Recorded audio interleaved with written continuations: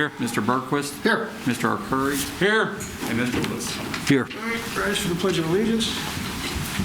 Allegiance to the flag of the United States of America, and to the republic for which it stands, one nation, under God, indivisible, with liberty and justice for all. Okay. Approval of the minutes. So moved. Second. Got discussion? Yes, sir.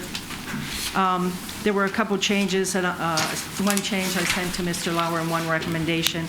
Under 1A, the minutes identify the meeting of February 8th as the reorganization meeting, which it wasn't, so they'll correct that. And then under 5G, the minutes reflect discussion about the topics that Mr. Lauer raised related to Rolling Hills Drive, but only 2 of the 4. And he did not include a summary about the proposed schedule if the aquatic center is approved or the negotiated fees for Kimmel Bogret. And I felt that that should be a mention in the minutes. So I would agree. I would agree that should be in the minutes. Okay. Okay, the minutes as amended. All in favor? Aye. Opposed? All right, special reports, Mr. Lauer. It's not on our agenda, but Mr. Deegan has stopped over to visit with council. He is the newly appointed member of the Peters Township School Board. If you want to speak from here.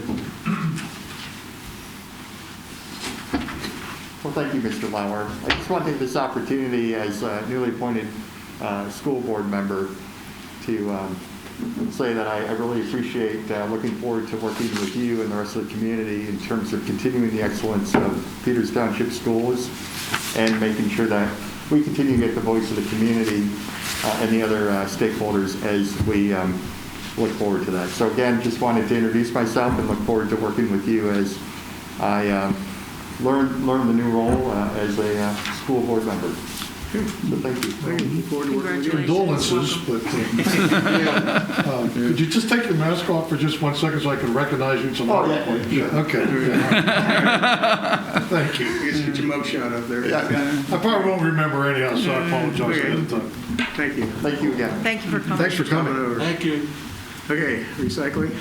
Yes, I asked Mr. Gromick to attend tonight's meeting. Tom works a lot with regard to the recycling program, and I thought it would be good for council to hear some information concerning our recycling efforts beyond that which we do at the curbside.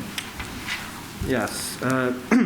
So our household hazardous waste and electronic recycling, that program's through Waste Management at Your Door. That's built into the $67 garbage and recycling bill that goes out quarterly. So it only equates to 77 cents per month or $9.24 for the entire year for residents. And that program has been well received. Residents can call a 1-800 number or go onto the website and schedule a pickup right at their front door.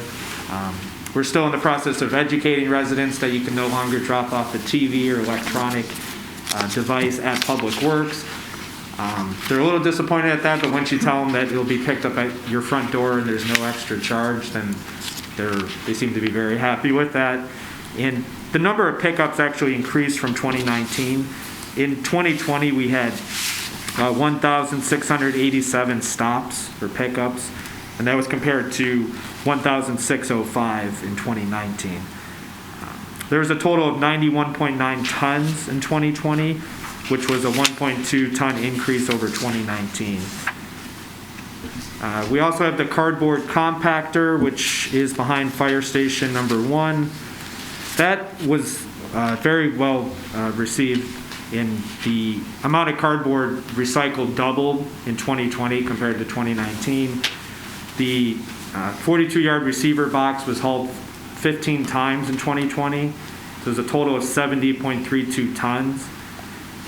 There is a cost per haul to the township, which is $433.50. So overall, the township spent $6,500 to service the cardboard compactor in 2020.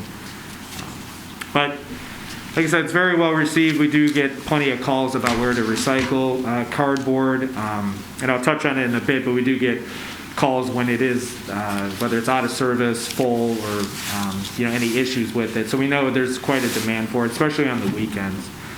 Also, next to the cardboard compactors, the glass recycling container. That is a partnership with the Pennsylvania Resources Council. And residents recycled 190 tons of glass in 2020. The cost to the township was more. It was $16,415. And as Ryan and I were talking, I think it was serviced around 40 or so times. 40. So the cost went down per haul once Michael Brothers took over the hauling service. But being serviced around 40 or so times, it's almost once a week. And these items, as Mr. Lauer indicated, are in addition to the residential recycling. That amount was 1,558 tons, which was actually more than 2019, which was 1,386. So we had 172 more tons of residential recycling. Of regular residential waste. Right, just the waste management residential. So that was an increase. It was an increase. It had been going down, but it seemed to be more. Yeah, because I thought that once we took recycling out the single stream and all the stuff, that we would have less tonnage. Yeah, but I think the difference is during COVID, you have all these people who are home, and as a result, there's a lot more waste, period, being generated. COVID-related issue. Yeah. Right. And then for the future, we have received word from the Pennsylvania DEP that we would be receiving a grant to purchase our own receiver boxes for cardboard and for glass. And we anticipate better hauling prices as a result of that, because we would have the ability to contact or work directly with a hauling company. We also would be purchasing an electronic monitoring system to detect when the cardboard reaches a certain level to notify the township. As I mentioned earlier, that's the number one issue that we would have is on busy weekends, it becomes full, and the downtime before it gets serviced could be improved a little bit, and it should be once we have our own. Can I ask one question on that? So the way it works now, do they bring an empty one when they, like on the glass recycling, do they bring an empty one? When they come in, they hook up, they take it away, and then come back, so there's a period of time when there isn't a container there? Yeah. Right. And that will be eliminated when we have our own containers, because there'll be multiple containers for cardboard and glass. You won't be paying I around was for. just curious whether people dump stuff because it's not there. We do have that problem. Yeah, I figured, okay. And just the frustration when you load up your whole car with cardboard and Sure. it's full. Yeah. But like I said, we're working to improve that. And like I said, that's the biggest thing is less downtime. But I think there's a misconception on the cardboard. I've talked to several people who aren't aware that you can still use the recycling bin at their house for cardboard. They're storing it up to take to the fire station. And I do think that's one of the things we need to educate people about. I think a lot of people still have large quantities of cardboard, and they choose not to, because they've got to get it into the bin. And this, I think, for some people is easier if you don't have to cut it and fold it to get it into the bin. So, That's lots of like this big. You know, yeah. no, you're right. We'll work on that with educating. We do get that call from time to time. Once we mention the compactor, they think that's the only way, and clearly you can still recycle it curbside. Could I ask a question? Sure. So I think the numbers are great, but one of the things that I think we all realize is that people from outside of Peters also use the glass and the cardboard. There's no real way to identify, that, is there? Right. There's not. I mean, we receive that call too. We indicate that it's for our residents, but there's no way to really. I'm glad people recycle. I'm not necessarily Right. trying to be the recycling police. I just wondered if there was some way of knowing whether the residents themselves were really the majority of the users. No, that's a good question. I'm not sure that there is, but you're right. It's hard to turn people away if they're have these items. But we do try to market it as for our residents. Thank you for the report. You're welcome. I think it's kudos to Peters Township residents that they're willing to recycle this much. I would agree. Okay. The next special report I have on COVID-19. Yesterday was the second vaccine clinic that we did in conjunction with Hilltop Pharmacy. Initially we did 1,000 shots, and so this was the opportunity to get that second shot. Hilltop Pharmacy had a supply problem with vaccine the prior week, so they actually incorporated some of those people in so that they could get their second shot. So they actually ran somewhere around 1,200 to 1,250 people through there. I know a couple councilmen had a chance to be over there. It went amazingly smoothly. They could have easily done twice that number with the way things were set up, and I think Hilltop Pharmacy and the Peters Township Fire Department deserve a lot of credit for being able to make that run so smoothly. Today was the first day for the Washington Hospital. They're using one of the basketball courts, half the gym, for their vaccination clinic. That clinic's going to run 6 days a week, 10 hours a day. Today they did just shy of 250 vaccines. Their intention is to start by doing 300 a day. And they're doing 300 a day at this location. They have another location further down on Route 19 and one in Greene County.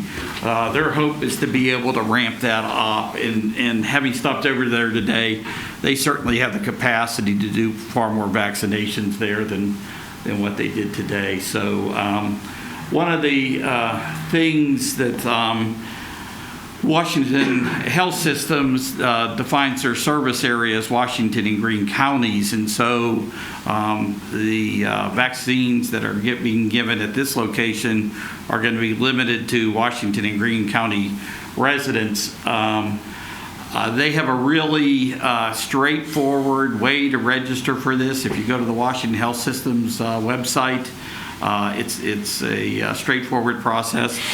I know just by chance someone that we work with here went on and did that, and today her husband was able to get a shot. So I would encourage anybody in Peters Township to go on and register at that site, because I think it's a good possibility for people here to be able to get their vaccine. So. The next thing under special reports I have is that what you had on your seat today were the annual report that's put together by the department heads and Ryan and Tom, and we're not going to go through that tonight, but I would encourage you to take it with you, and just as we had Lacey here, if it makes sense to have a department head come in and speak to their annual report, we can arrange to have that happen. So, Can I just do something on our special reports, which is the SHACOG meeting? mm-hmm. I attended the SHACOG meeting via Zoom last Thursday night. Again, they had a big presentation from Allegheny County regarding abandoned properties. They have a fund that they're going to use, so it really wasn't applicable to us here in Washington County. So that was majority of the meeting. I did attend it via Zoom, and I can honestly say their meetings are much more enjoyable when you can have them with a couple glasses of wine.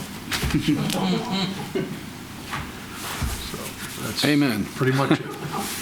Is there anything that they talked about that might be applicable to any of the properties in Peters that might be abandoned, or any tips? Or No, it was an Allegheny County program. Okay, but they didn't really circulate any information about ways to approach blighted properties or anything of that nature? If you were in Allegheny County municipality. So one of the things about JCOG, the reason the COGs were originally formed, it was a way for Allegheny County to encourage intergovernmental cooperation, and they did that by providing grant funding. And I think that's what you're seeing with the blighted properties. It's Allegheny County trying to get municipalities to work together to be able to do this and providing some funding to be able Yeah, to. they had a maximum, I think it was like $25,000, and the municipality had to kick in something as Yeah. well. Yes. So,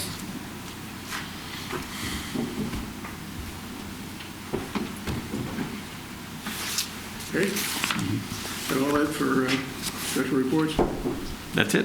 Okay, audience comments. We're still following our COVID protocol on audience comments. Everybody who has live audience comments are suspended.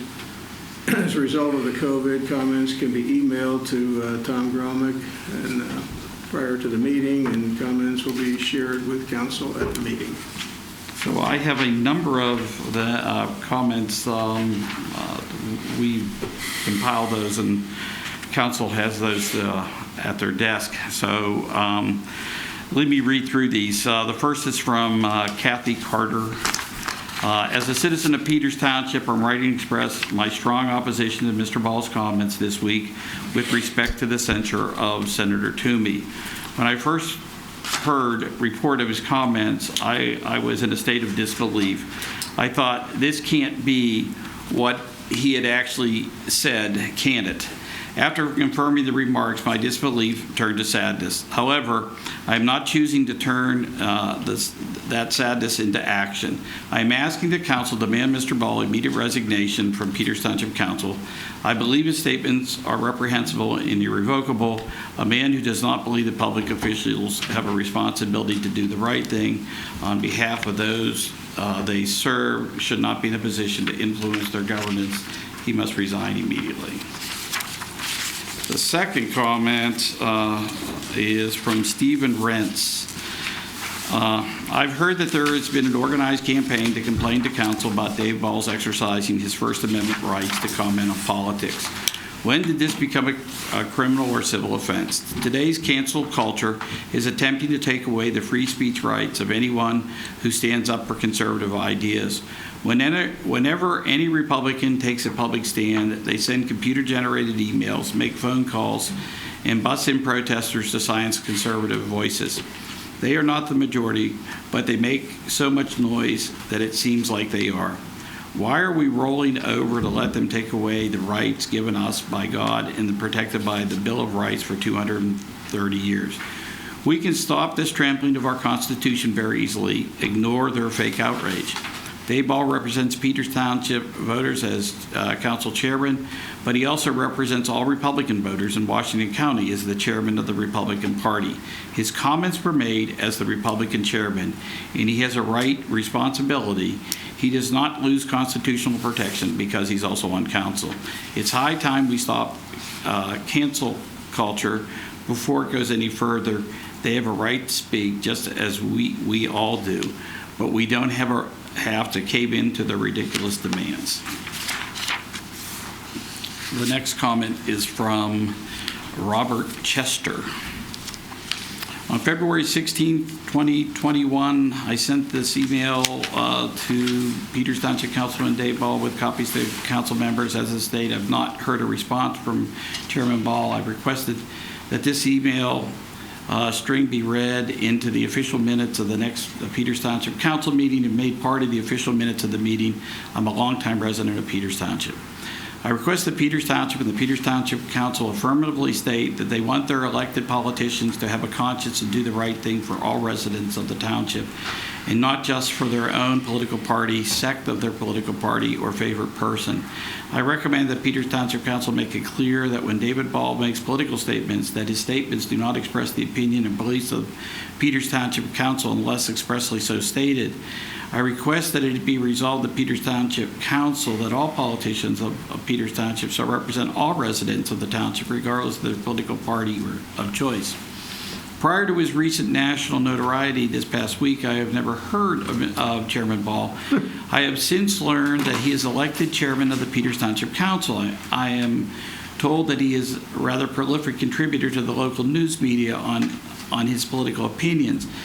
But I only write to you about his interview with KDTV and has follow-up interview with the Observer reporter. Speaking on KDTV, Chairman Ball said of Senator Twp, "We did not send him to vote his conscience. We did not send him here to do the right thing. Whatever he said he was doing, we sent him here to represent us, and we feel strongly that he did not represent us. It appears the us is not inclusive us. That includes the citizens of Pennsylvania, but instead a small exclusive us." Ball's comments went viral and were the subject of national publications and commentary. The Washington Observer ran a story on Ball on February 17th, wherein he was interviewed as the councilman for Peters Township and as the chair of the Washington County Republican Party. A picture of Chairman Ball embedded in the article stated that the Peters Township councilman appeared on CNN. I did not see the CNN interview or know if he had offered opinions as the Peters Township councilman. Attached is a link to an article. It states that Ball was probably one of the most widely seen and quoted men in America on Tuesday. Many of the comments that Chairman Ball remarks were anti-American and an embarrassment. The article states that Ball said that he should have been clearer in his message he was trying to convey. He is further quoted saying, "I use those terms in the sense of not departing from the Constitution and applying his personal dislike for the president. In an attempt to be brief, I will not address the statements Chairman Ball made to the Observer reporter in an attempt to clarify. U.S. senators take an oath of office. I had personally taken an oath of office on many occasions. The oath of office is the Constitution of the United States. It's not to any single person. It's not to any single party or to a sect of a political party. It's to the Constitution of the United States. Chairman Ball apparently believes that the oath is to his party or a segment of the party. This is palpably wrong. Also, in the beginning, Peters Township Council sessions, the beginning of congressional sessions, the Pledge of Allegiance says, the pledge is to the flag of the United States of America and to the republic for which it stands. It's not a pledge to a party, a sect of the party, or to a person. I request that it be resolved at Peters Township Council that all politicians of Peters Township shall represent all residents of the township regardless of their political choice. The next letter is from Bob Wuber. I may be mispronouncing his name. With respect to the inordinate amount of bias and frankly less than intellectually honest commentary about Dave Ball's recent interview on KDKA, I would like to offer some balance and a bit of reality check. I certainly have no issue with the dissent for one quarter or another, but I do take offense at anyone twisting Mr. Ball's words and thereby not only mischaracterizing the situation, but attempting to malign the character of someone we all known to be a pillar of our community for decades. Dave's comments about the voters not sending Senator Twp to Washington to do the right thing was clearly a reference to Senator Twp's comments that he was doing the right thing in voting for impeachment of the former President Trump. Dave correctly stated that the voters elected him to represent them, not his conscience, especially when they understand a vote to impeach a former president is unconstitutional. A senator's vote in our representative republic are to represent the will of their voters, and therefore doing the right thing would be according the voters' definition, not the impervious senators. As to the indication that the clearly left-leaning individuals from Washington County Republican Party expressing their extreme disapproval by century Republican senators, as other counties have as well, is the height of hypocrisy and reeks of partisan politics months before Peters Township Council members are on a ballot. I certainly hope you and the members of council do not fall for this obvious concerted political hit job on a man who has not only served his community in many capacities over the past 30 years, but through his wisdom, experience, and leadership has improved Peters Township for the benefit of all residents. Thanks in advance for your time and consideration. The next comment is from Carol Ortenzo.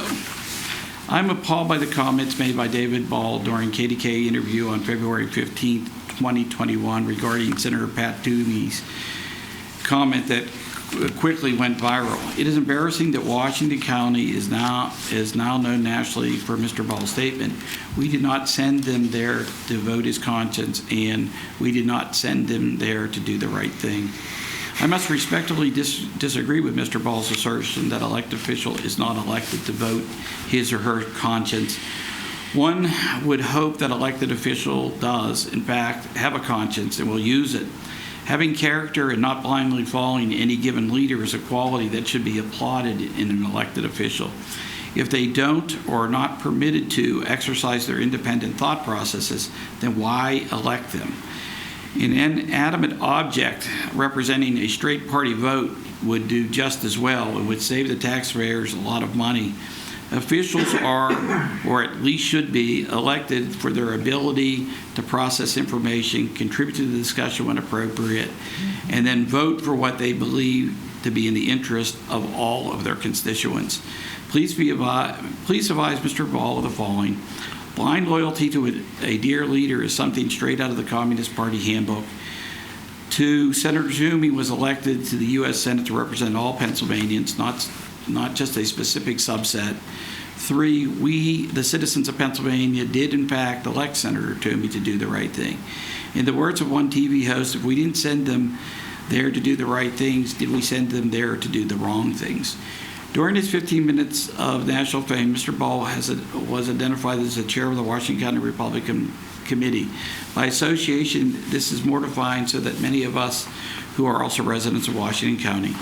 As you well know, in addition to being chair of the Washington County Republican Committee, Mr. Ball is the precinct representative of the Peters Township Council, and as a constituent of precinct A3, I would like to state for the record that although Mr. Ball is my council representative, his views certainly do not represent my own. The next comment is from Jack Jones. There's been a great deal of Democratic hyperbole regarding remarks made by Dave Ball during the recent interview regarding the Republican Party's censure of Senator Toomey. It is sad that most of the liberal commentary is uninformed, misguided, and plain malicious. Most of the commentary emanates from Democrats who do not, nor would they ever vote for Senator Toomey. Now he is their best buddy because he espouses more of their Democratic ideas than the Republicans that sent him to Washington. The Democrats hate Pat Toomey because he is a Wall Streeter, but now he is embraced. When Georgia Democrat Vernon Jones endorsed President Trump, the liberals went apoplectic and tried to destroy his life. Why the blatant double standard? Dave Ball correctly noted that Senator Toomey, by his vote during the recent impeachment trial, supported the violation of our Constitution. He did so knowingly and willfully for reasons and purposes known only to him. He tried to excuse himself by claiming that he was doing the right thing. How is violating the Constitution ever doing the right thing? Dave stated during the interview pretty plainly that the Republicans who voted for him did not send him to Washington to violate the Constitution, but rather to uphold it according to our Republican principles. For that reason, the Republicans expressed their displeasure in the form of a censure, and as have a number of other counties. The next comment is from Don Knock, I believe it is. We did not send him there to vote his conscience. We did not send him there to do the right thing or whatever he said he was doing.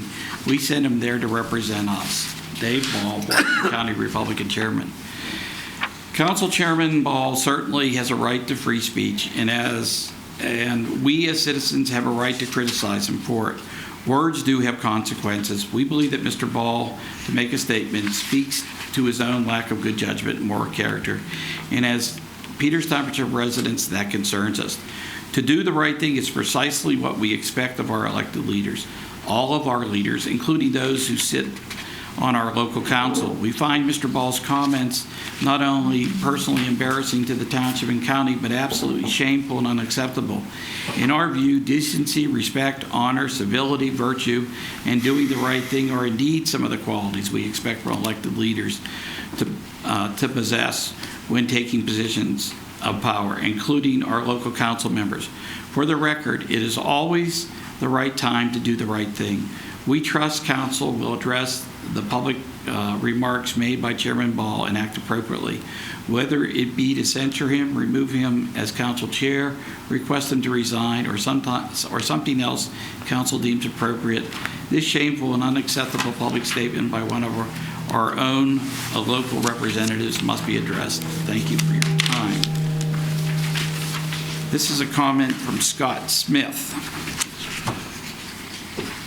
I have heard that there is a significant banter and comments being made regarding remarks Dave Ball made during a TV interview regarding the Washington County Republican Party's decision to censure Senator Toomey. I would hope that council would recognize the partisan spin and the partial truth to the comments being made. There are, of course, valid arguments on whether the recent impeachment trial was even constitutional. To not acknowledge so would be purely partisan and could easily be refuted by the fact that the Chief Justice Roberts, whom the Constitution prescribes officiate, refused to do so. From my own personal reason, to impeach an official for removal from office when said person is no longer in office is completely illogical and perverted, which also describes Washington, D.C. quite concisely. Mr. Ball was explaining why the Washington County Republicans censured Senator Toomey. Senator Toomey took an oath to uphold the Constitution, which he violated when he voted against the Republican motions that the whole impeachment process was unconstitutional. Both logic and letter of the Constitution bear this out. He again violated his oath when, knowing it was unconstitutional, he voted to let the process continue and voted for conviction. Lastly, Senator Toomey should hang his head in shame for not fighting against and then participating in a trial where the judge was not Chief Justice but a partial party that already ordained President Trump guilty. For accepting and believing deceptively edited videos and written testimony, and for knowingly going against the will of the very people who elected them in Washington.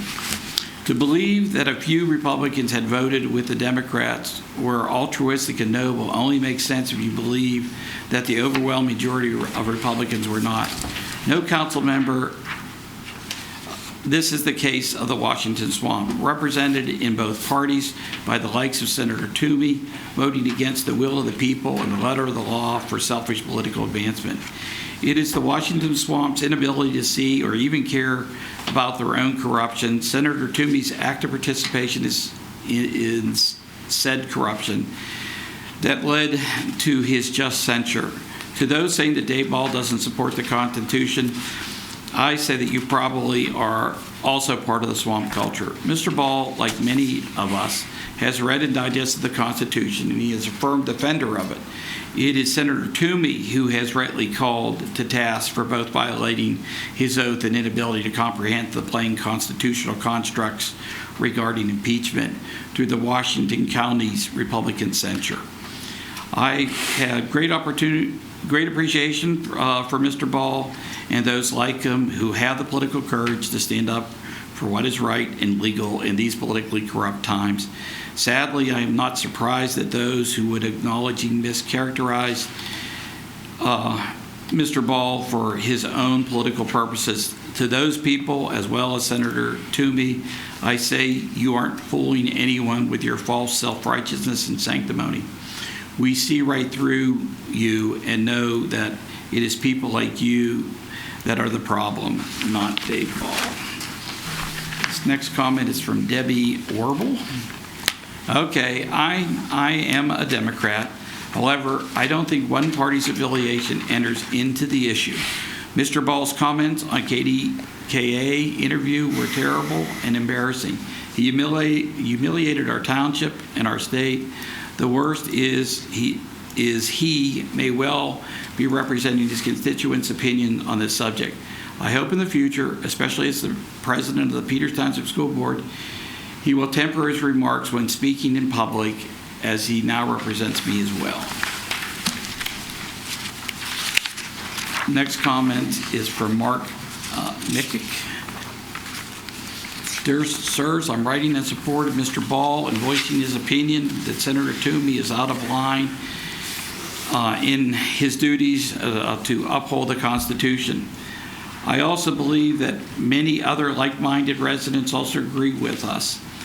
I am proud to have Dave on our Township Council and the Washington County Republican Party representing me. Doing the right thing supersedes operating in good conscience. As a member of the Pennsylvania Republican Party and elected to the office of committee representing members of his state in the township, I will continue to call for the resignation of Senator Toomey for his failure to uphold the Constitution. Toomey was censured by the Washington County Republican Party for violating his oath to support the Constitution, voted against Senator Paul's motion that the proceedings were unconstitutional, voted to allowing the proceedings to move forward. Many other counties have censured Toomey. 6 of 7 Republican senators who voted to impeach Trump are facing censures in their states. What Dave Ball said about Toomey was true. He tried to excuse his votes by claiming they were the right thing, or he voted his conscience. They were neither right or done in good conscience. They were unconstitutional. We need more people with the courage to call out the weak-willed and self-serving politician. I also wrote both of my senators just after their vote to remind them that they swore an oath to uphold the Constitution while representing the people. Thank you for consideration and service.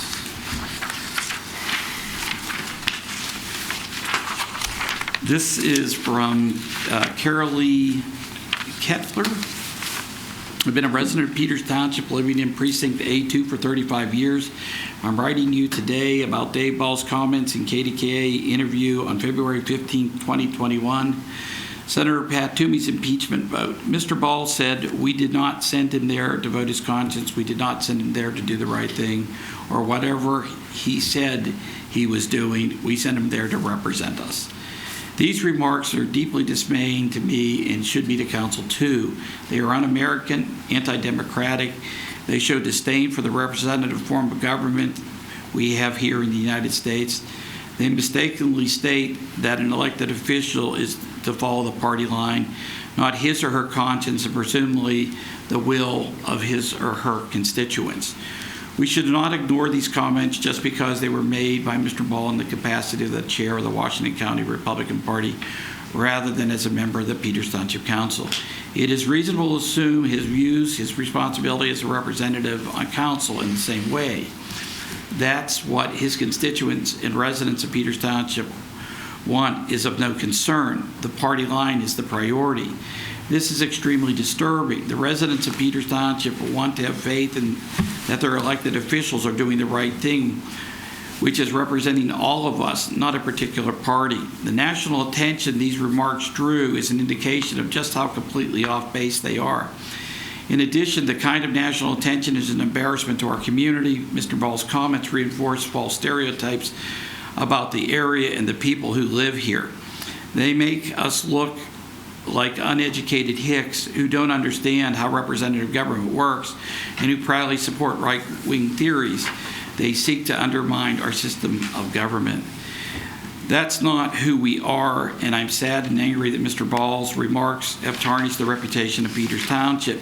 Because council voted to retain Mr. Ball as chairman of council just last month, I'm concerned that other members of council who are Republicans share and condone his views. I would appreciate if an individual councilman could speak to that concern. As a constituent of Mr. Ball's A2, I am calling on him to immediately resign from his position at council. In the event that Mr. Ball refuses to resign, I ask council to immediately take the following actions. Remove Mr. Ball from the chair position and allow the vice chairman to take over the duties for the remainder of the year. Censure Mr. Ball for his un-American remarks. I believe a clean slate would go a long way to restoring the legitimacy of council and the trust residents deserve to have in their elected officials. And finally, this is a comment from Barry Jeter. My name is Barry Jeter here in Washington County, and I want to give a shout out to Dave Ball for letting Pat Toomey know that I do not appreciate his vote against former President Trump. Does Pat have the right and privilege to vote what he believes to be right? Of course. But do we, through our representatives, have a right to make our voices known? Yes. And in this case, if I were to send Senator Pat a letter or email decrying his vote, I am certain it would end up in the trash or the actual trash without being heard. While Dave Ball's comments, he got some press on it, I never would have. So I really appreciate what Dave has done. Pat Toomey is not running again. While free to do as he wishes, he did not, in my opinion, represent the people properly, the people who voted him in to be their representative and not what he thinks. Many of us here thinking that Trump, while crass in his manner, was doing what was best for the country and never, as presented by his lawyers when saying fight, actually meant to physically assault the Capitol. By the way, just took my wife to work this morning and noticed the gas prices were $3 a gallon. Biden in office for less than 2 months. How much is it going to be after all of his executive orders on fossil fuels? One could argue that the recent cold snap has raised them, but I would beg to differ that they were rising quickly before this. I shudder to think what they will be in 4 years. Oh boy, I am rambling, so sorry. My point was, great work, Dave Ball, for having the guts to let Senator Toomey know how well we feel.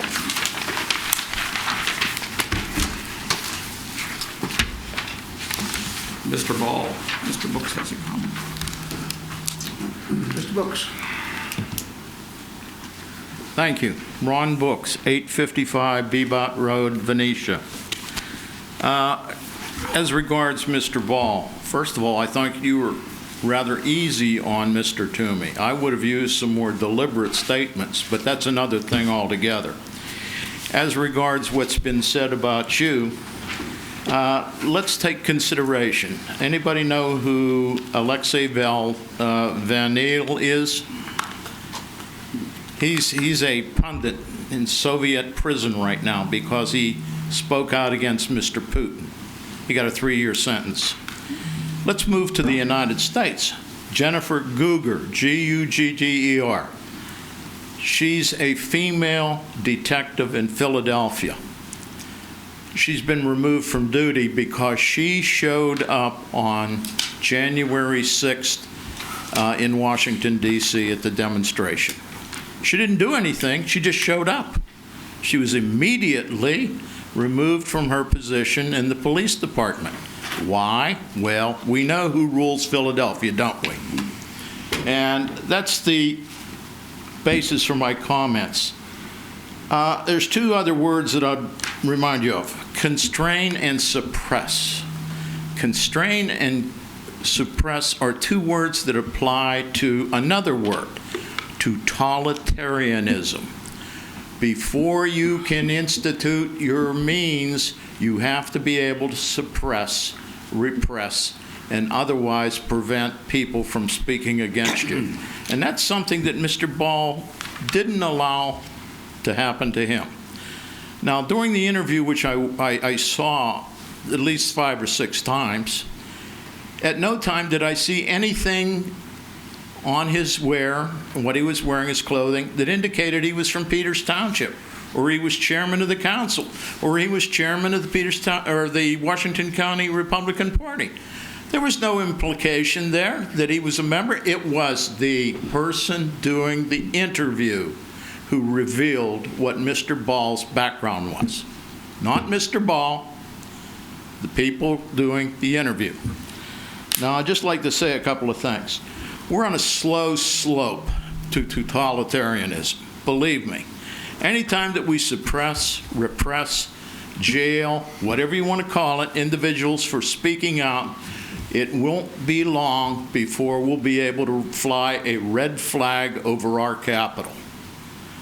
As detestable as that may sound, I'm sorry. from some of the comments that I heard here tonight, if it's up to them, it'll be an inevitability. So, with that, I will leave you. I just would like to say thank you, Mr. Ball, for speaking up for the people of Peters Township and, more importantly, Washington County, and for Republicans. Thank you so much. I wish more people would do that. Thank you. Anybody else have any comments? Okay, Mr. Lauer, unfinished business? I'm wondering, should somebody on council respond to this? Sure. I mean, several calls for it. Personally, I don't have an issue with censuring Pat Toomey. I don't have an issue with your stance on that whole thing. The concern I have is the 2 sentences. We didn't vote him there, or we didn't send him there to vote his conscience or to do the right thing. I think that immediately reflected on council as a whole. Sure, it wasn't specifically stated that you were a member of Peters Township Council, but all over Facebook immediately, that's what popped up. I think it was a bad choice of wording for that.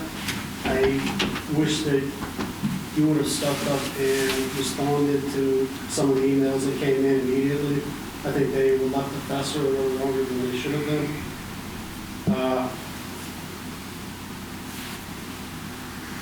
So that's pretty much where I'm coming from. It has nothing to do with your opinion with Pat Toomey whatsoever. I just, I want people to feel confident that they're getting represented by people who are going to vote their conscience and do the right thing in their own opinion. And if they don't feel that way, then we should be voted out.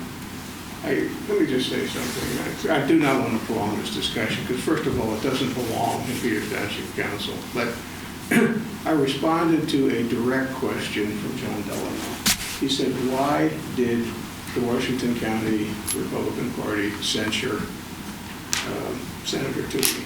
And it was in response to an overwhelming demand of Republicans in the county to do something because of his comments. And if you listen to the interview, I said that Senator Toomey, in trying to explain his actions, said that, well, I thought I did the right thing. I just had to vote my conscience. And I quoted him. It wasn't my comments. I quoted him. As I recall, I continued that with he did the right thing, voted my conscience, or something like that. That's what I said. It wasn't my thought. It wasn't my intention. I said later that I probably could have been clearer on that it was Mr. Toomey's thoughts and not mine. And as all things go, it took a life of its own, and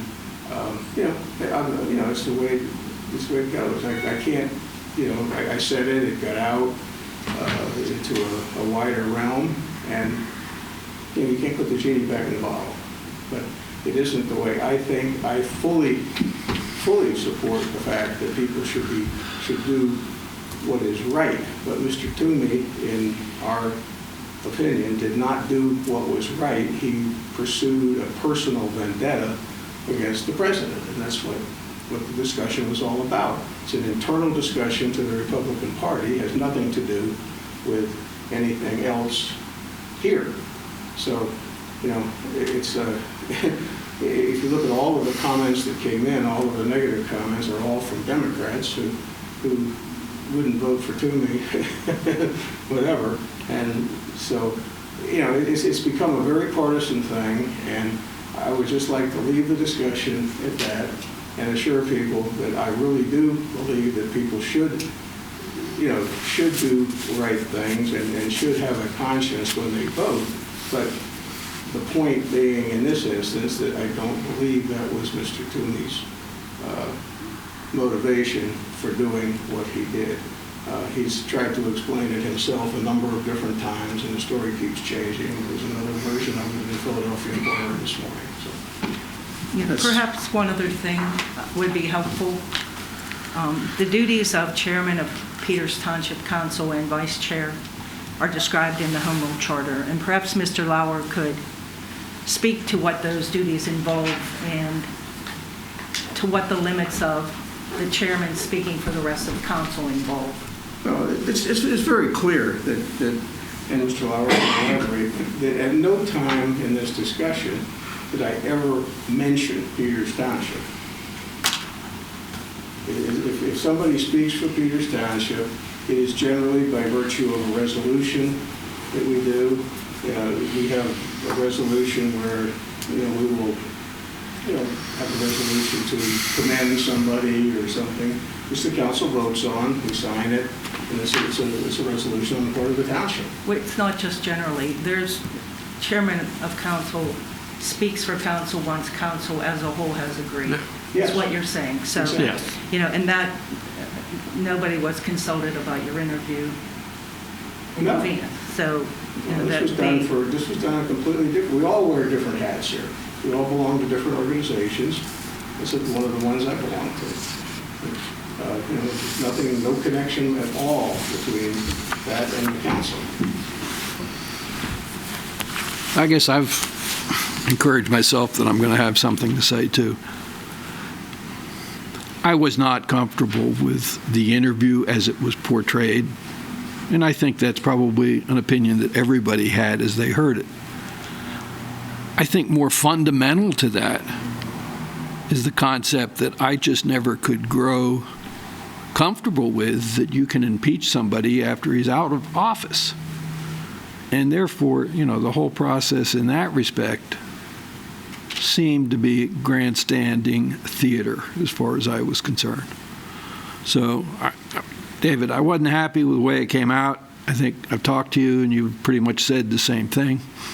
But at the same point in time, I think every person on this council, votes their own heart when they make decisions. And I think we're all here for the purpose of trying to make Peters Township better.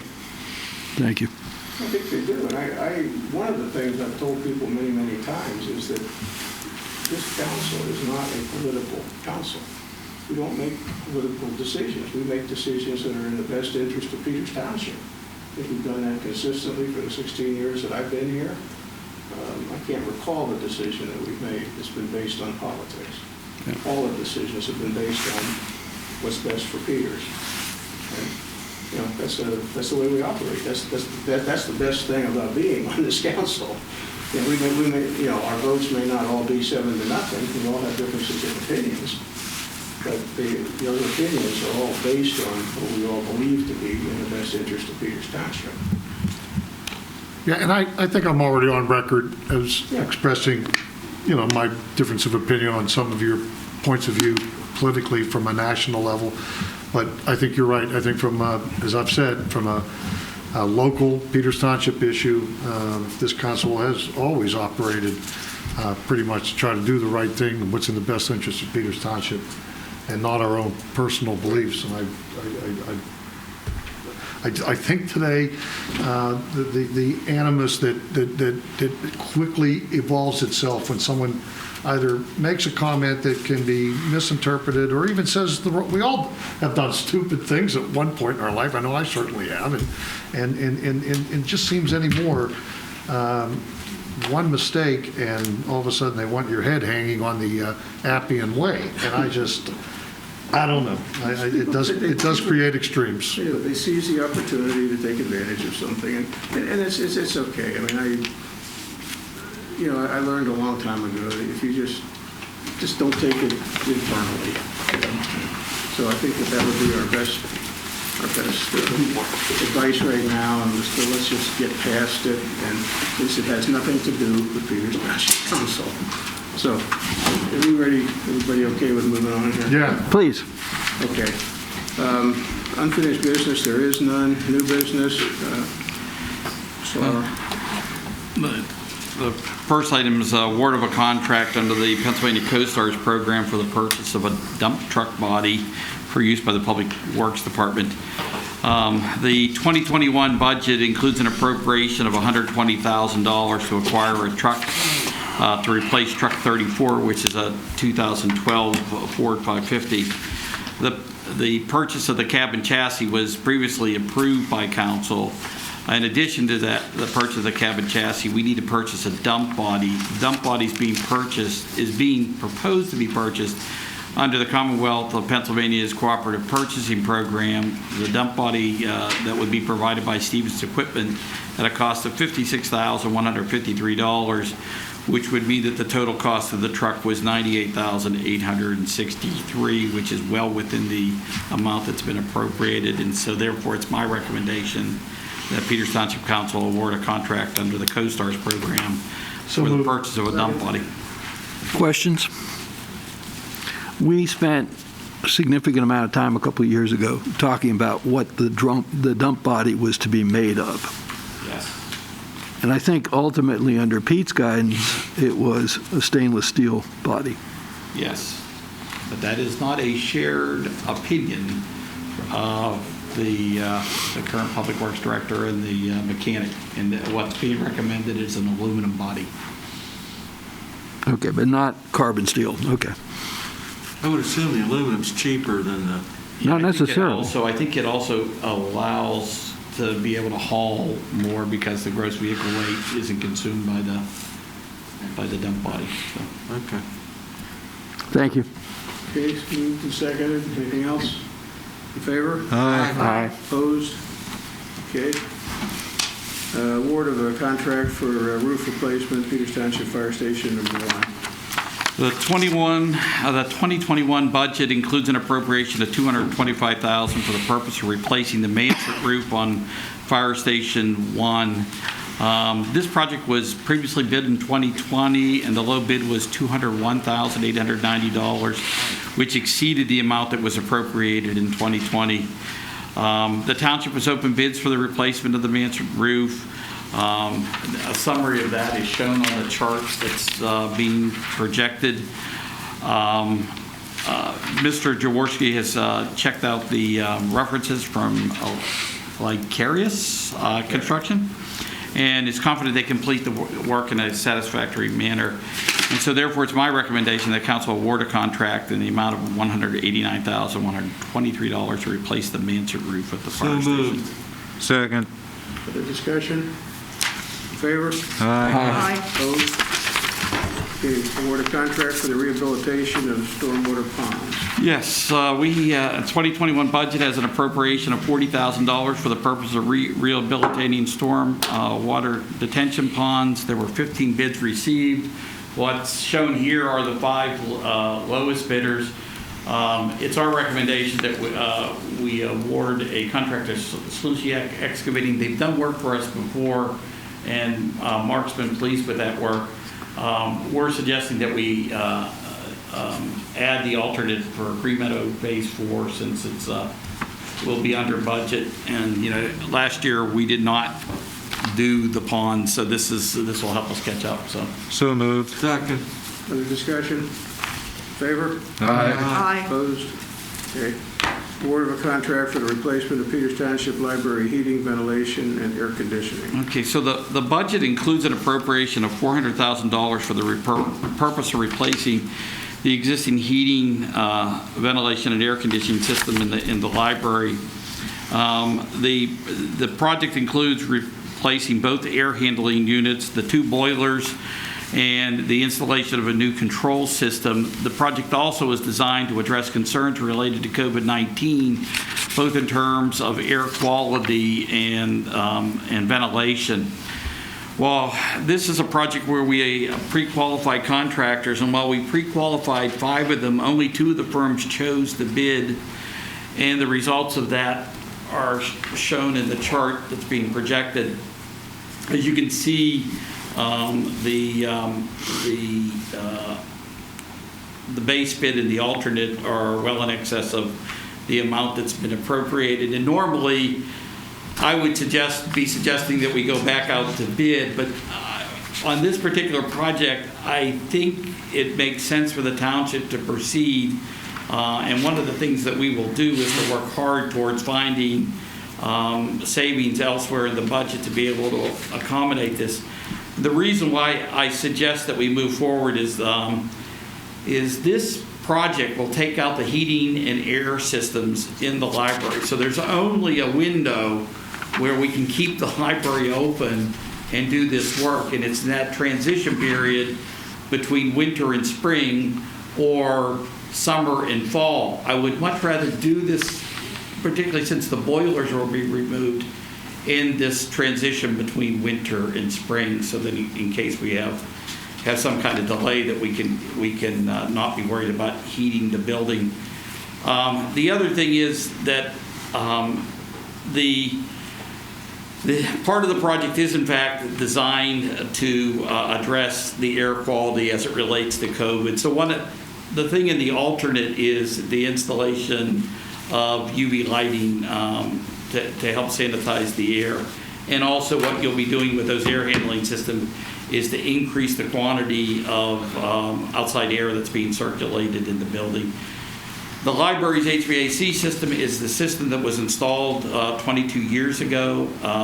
We have had maintenance issues associated with both boilers as well as the mechanical control systems at the point of discharge.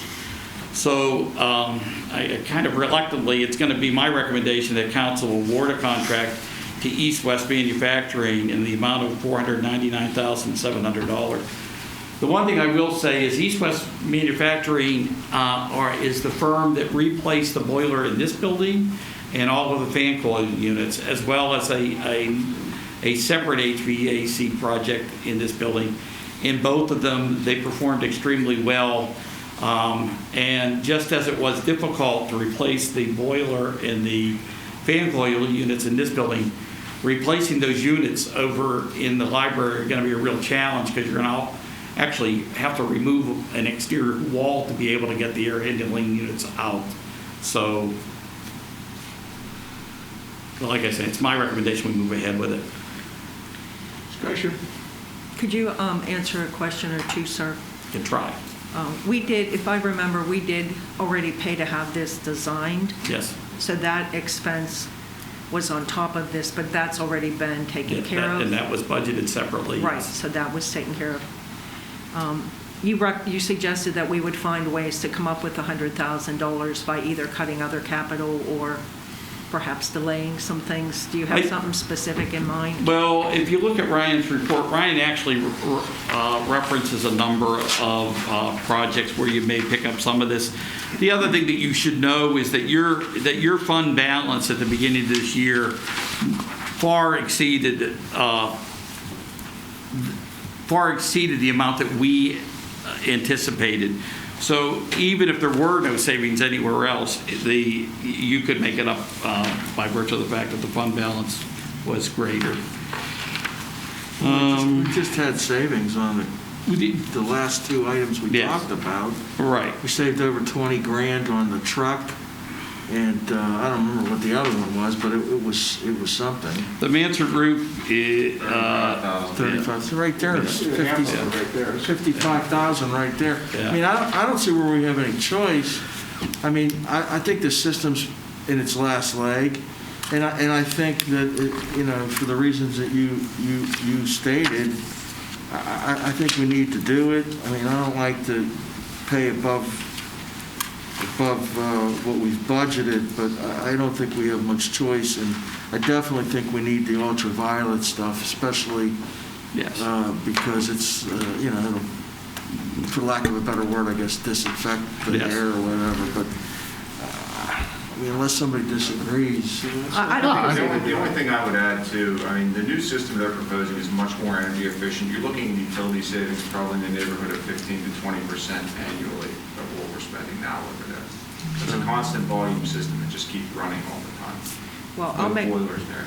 I'll make a motion that we approve the bid to East West Manufacturing in the amount of $499,700 to replace the HVAC system in the UV lighting alternate in the library. I'll second that. Okay, in favor? Aye. Okay. Payroll and bills? Mr. Chairman, I reviewed the payroll and bills. Payroll for the last period is just over $310,000. Accounts payable just over $430,000. You'll be happy to know that $36,000 accounts payable money is being purchasing more salt. So just so we know, we have more salt available. The balance is for routine expenses. I reviewed the pay report and AP invoices. Move they be approved and paid as presented. I'll second. Favor? Aye. Opposed? Okay. Correspondence, there is none. Reports, anybody want to discuss any of the reports? I did have a question.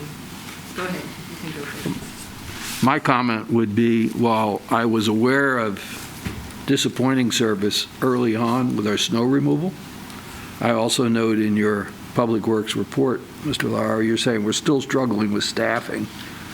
But I mean, we've remedied the service questions that at least I was able to be aware of. And I want to compliment the guys for doing that. And I'll pass that on because I will tell you that it's all hands on deck. There's no room for error in terms of people not showing up. We're down 4 people inside the Public Works Department right now, which is a problem. And I think we're going to start to see some of those people come back in March, but I think there's a couple where I still don't have a date yet when they'll be back. Are these because of work-related injuries, or what? Both work-related injuries and injuries and illnesses that aren't related to work. So They've done a great job. They really have. Oh, and this was a brutal month, too, quite honestly. I think the thing that probably has got us more than anything this month is just the recurrent need to get out on the roads. I mean, you finish it once and you're right back out again. They've been out on some evenings. They're out excessive amounts of hours. In fact, one of the things that we want to do when the winter season is done, we've had a couple where people are out 20, 25 hours. This is something we've got to come to grips with because that's not a safe method of operation, and we need to come up with an alternative. So. My question was about the library report. I saw that the position of program coordinator was filled internally with Sydney Krawick, the young lady who did the escape room, so congrats to her. What's the status of the other positions in the library? We have a job offer out for the full-time position at the... Patron coordinator? Yes, and we're waiting to hear whether or not that person's going to accept that. We've done interviews for the IT position. We think we're going to be in a position tomorrow to do a conditional offer of employment on that position. Sue Miller, who was the assistant library director, gave us notice 2 weeks ago, and she's no longer there. In the process of recruiting for these other positions, we have come across a candidate of exceptional quality, and we think we'll be in the position to be able to make her an offer of employment as well. So hopefully, within the next couple of weeks, we'll get the library back up to full staff. So. Thank you. Are you having any luck with your part-time secretary for the police department? I guess we're going to find that out shortly. Interviews are on Friday. Yeah. Okay, cool. Thank you. I will tell you this, though. Ryan and I keep thinking that we're getting around the corner and we're not going to have all these personnel issues and all these hirings. I'm convinced at this point in time, when we get to next budget season, we need to look at addressing our needs for help in the area of HR. This is not something that's sustainable, and it's taking too much time away from Ryan's duties and mine to be able to keep up with all the personnel issues that we've been having. So, I had a question. Why do we have, or at least on my docket, there's a board attendance report for 2021? I mean, that seems like a lot of waste of time. that actually, I think it's working out better because we collect it as a matter of routine now, and it doesn't create a big effort at the end of the year gathering it all up. Okay. So it's no big deal for us to So share. you're going to be posting this like every We've been giving it month? to you just about every month now. Okay, well, I just thought, Yeah, it's February. I mean, It's not hard to do at this point. Everybody who works with the board is now on board providing that information. Okay, thank you. I just You thought ready? it was on. Anything else under miscellaneous? Yeah, I got a couple of things I wanted to go over with you. One, I wanted to talk to you about Community Day 2021. The Community Day Committee is beginning to gather. Both Michelle and I are concerned, and I think the committee's concerned, about whether or not it's going to even be possible in the end of June to be able to do Community Day. We wanted to get input from council. I just don't see how we're going to be in a position to gather that many people in the park. No, as regrettable as it is, I just don't think you can do it this year. Yeah. I mean, hopefully we can do it next year, but there's no way you're going to have herd immunity by the end of June. Yeah. Now, the intention is to go ahead with, as we did last year, with the concerts. That's one that we think we can do and do safely like we did last year. But I just don't see Community Day. I don't see it because I can't imagine our governor bending even. well, you don't get it there. Besides, we're probably coming up pretty close to the date where we'd have to tell vendors and everybody. Oh, no, that's the problem. Yeah. This thing, I don't think people realize how far in advance that thing gets planned. Memorial Day is like less than 100 days away right now. So, the other thing, and this is up to council, I guess I'm not going to get back there. The Waters Group is probably going to be in a position to get an occupancy permit for their building next week sometime. They intend to open that facility in April. If council is interested in seeing that building from the inside, they're interested in showcasing that with you. So they're going to provide us a couple times, and I'll get back to you and let you know when those are, and you can decide whether you want to do that. Okay.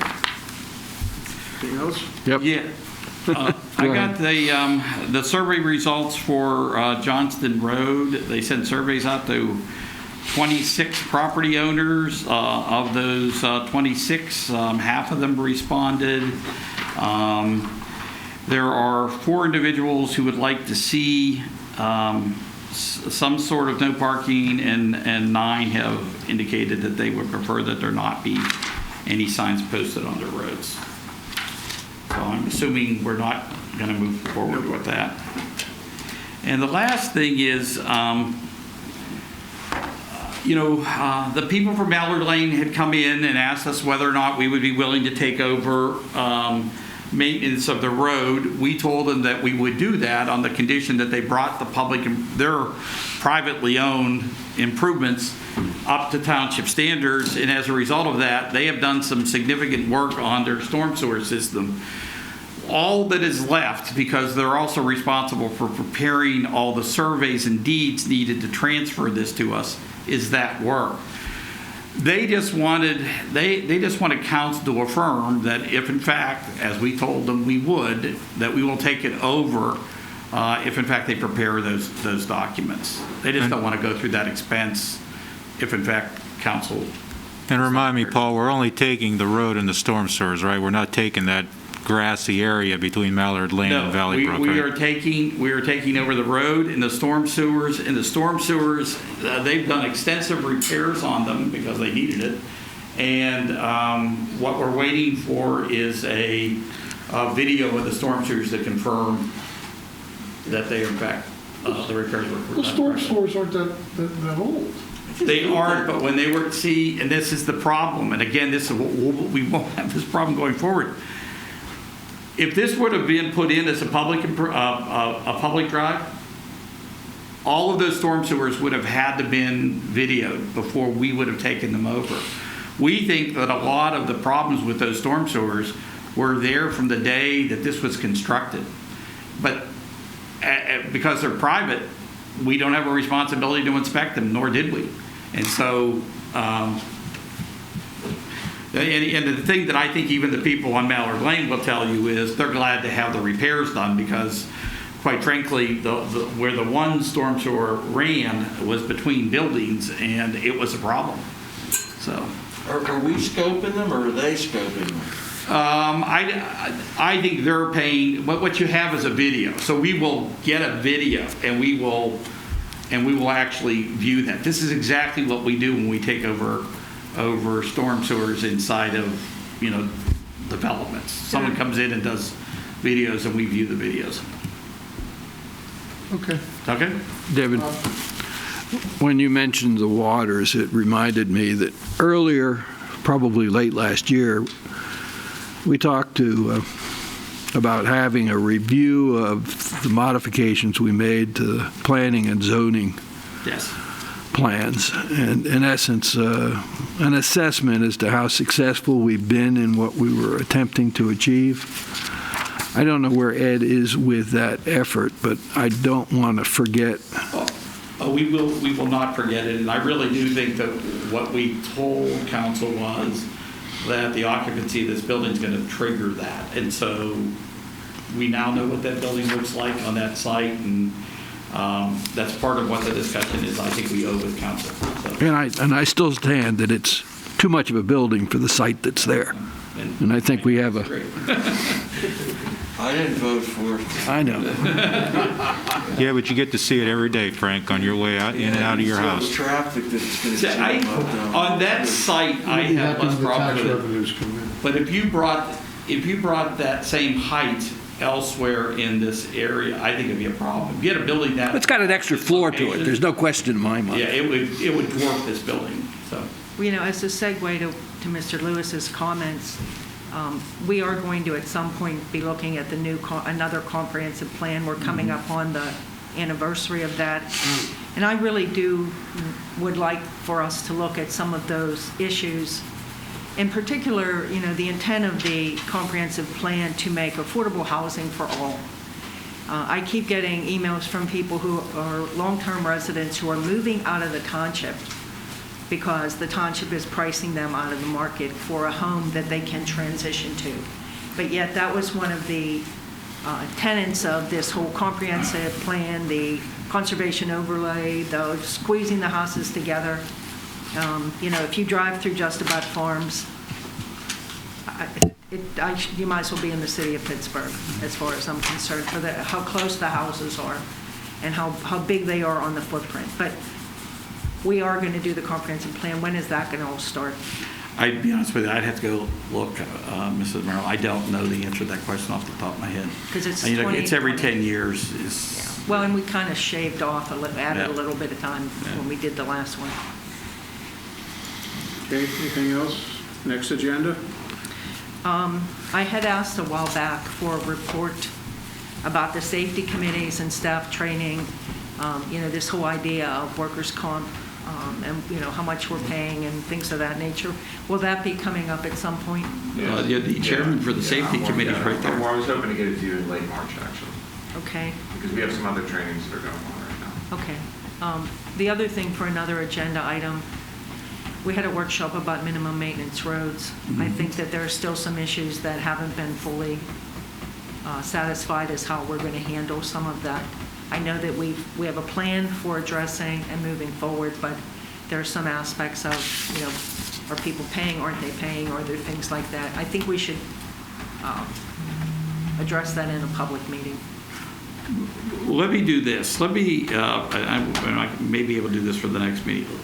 Let me prepare a resolution that describes what I believe the consensus of council was, and we can enact that so that we can move forward. Okay. I think if we did something, we would do way better than the people whose minutes we were reading, who this has gone on for I think decades. we have a clear definition and Yes. resolution of what we do and don't do on minimum and private roads and the whole thing would be very good. Thank you. Okay, anything else? All right, we are adjourned.